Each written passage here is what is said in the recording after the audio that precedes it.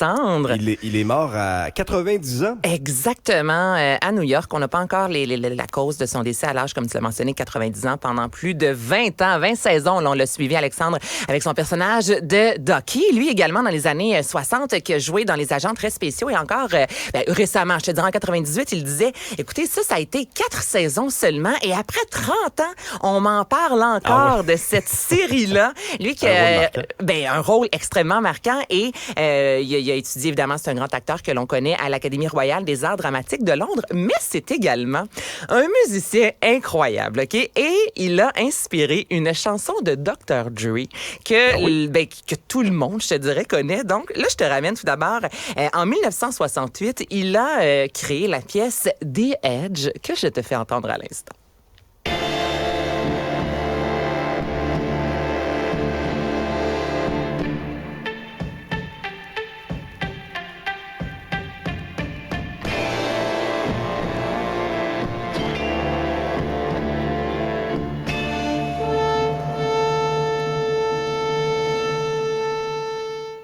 Et voici Dr. Dre par la suite. Je te fais entendre ça.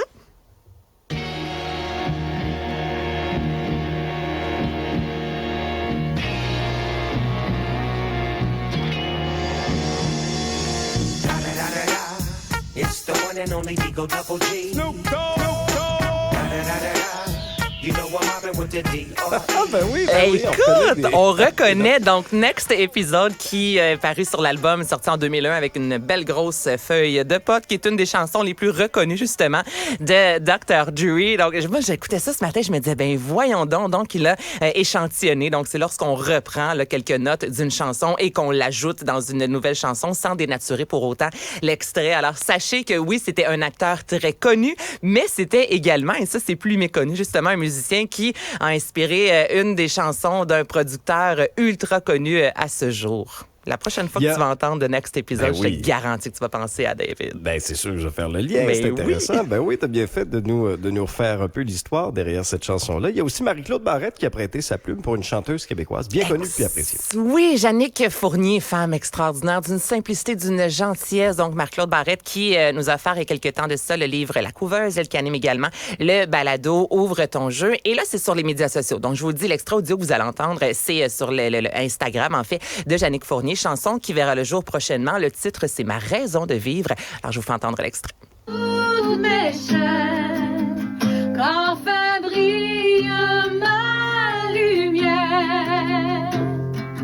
Il est temps de m'en défaire, renaître et en être fier, suivre le chemin devant, vivre enfin ma vie de femme, que reprenne à nouveau la flamme.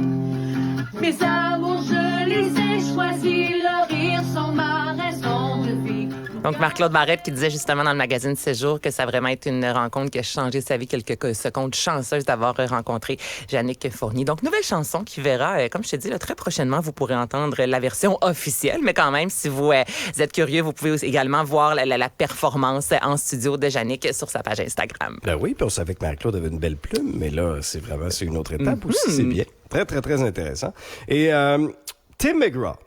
Tim McGraw, chanteur de musique country qui est bien connu, va être en spectacle à Montréal. Ça va être en mai 2024, Anaïs? Exactement. On écoute ça. Hold the door, say please, say thank you. Don't steal, don't cheat, and don't lie.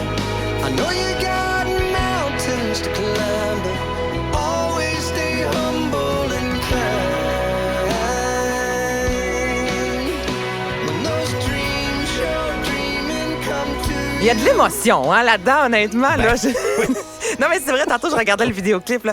On est vraiment dans des couleurs en sépia, un peu noir et blanc, le chapeau de cowboy, les petits pieds d'un bébé. Je veux dire, tout fonctionne. Donc, tout d'abord, le 25 août dernier, il nous a offert l'album Standing Room Only et ce sera le titre également de cette tournée qui s'arrêtera un peu partout, notamment Ottawa, Vancouver, ailleurs Boston, Seattle, donc en Amérique du Nord. Et on s'attendait justement à avoir une date à Montréal. C'est quand même plus de 90 millions d'albums vendus, là, Alexandre. Donc, vous pourrez le voir, comme tu l'as mentionné, au Centre Bell. Ce sera le 2 mai prochain. Et les billets seront en vente ce vendredi 29 septembre à 10h. Donc, mettez un gros X à votre agenda si vous avez envie là, de le voir en spectacle. Vous pourrez enfin le voir à Montréal. Oui, c'est clair que ces billets-là vont s'envoler assez rapidement. Mais tout ce qui est country, New Country, il y a vraiment un gros buzz depuis plusieurs années. Ça fonctionne énormément.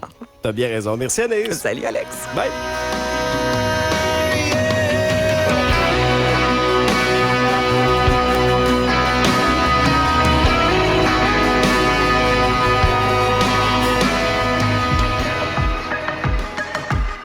Ce balado est disponible sur l'application et le site cubradio.ca, la plateforme audio et vidéo où les contenus francophones sont fièrement en vedette.